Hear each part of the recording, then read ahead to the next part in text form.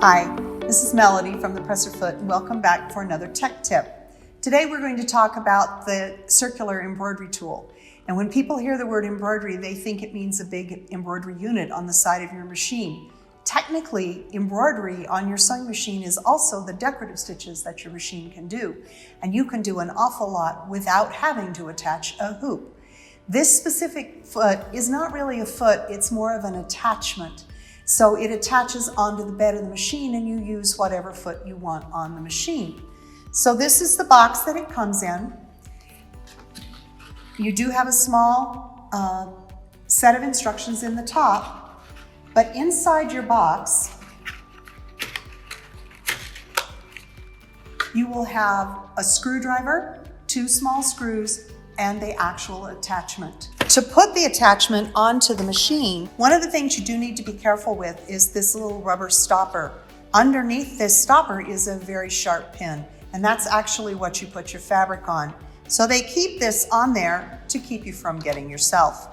So you do have 1 screw hole, and you have a pair of holes that are here on the bed of the machine. Contrary to urban myths, these holes are not for pin depositories.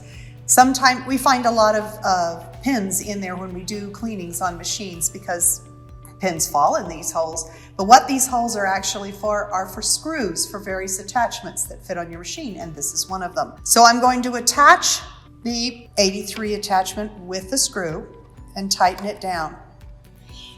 In this particular case, I'm going to use the number 20D. It's an open toe embroidery foot, which allows me to see what my stitches are doing. I'm using the D foot because that will help to feed.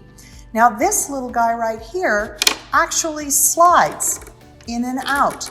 And the farther out you go, the bigger the circumference of your circle will be. So what you want to do is take a piece of fabric and put some kind of stabilizer behind it. Take the stopper off of the pin, place the fabric on it, and put it down and replace the stopper.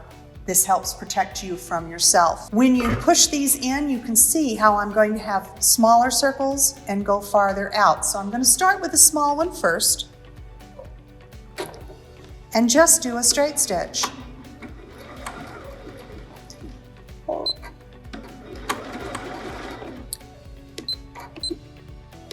There.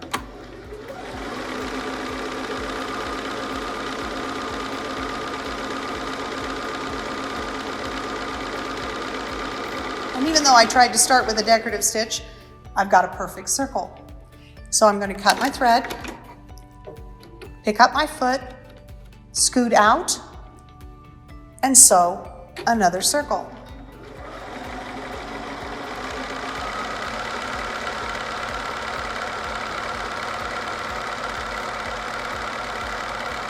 I can do this as many times as I want, or I can do this with decorative stitches. A real fast gift idea is to actually take the stabilizer and sandwich it between 2 pieces of fabric and do a satin stitch all the way around and then trim close to the satin stitching, and you have instant coasters. So if I were to do a satin stitch, this is what it would look like. And you see, it's hands-free. If you're doing decorative stitches and you use every odd numbered click away from the needle, your decorative stitches will actually stop at the beginning of the stitch when you come all the way around, so you don't have a half a heart or something like that. You can use this to create the illusion of curved piecing. You can create multiple levels applique using this stitch. It is a great way to do some decorative stuff and add perfect curves to your work. Thanks for stopping in. Come by and visit us again for another tech tip at the Presser Foot.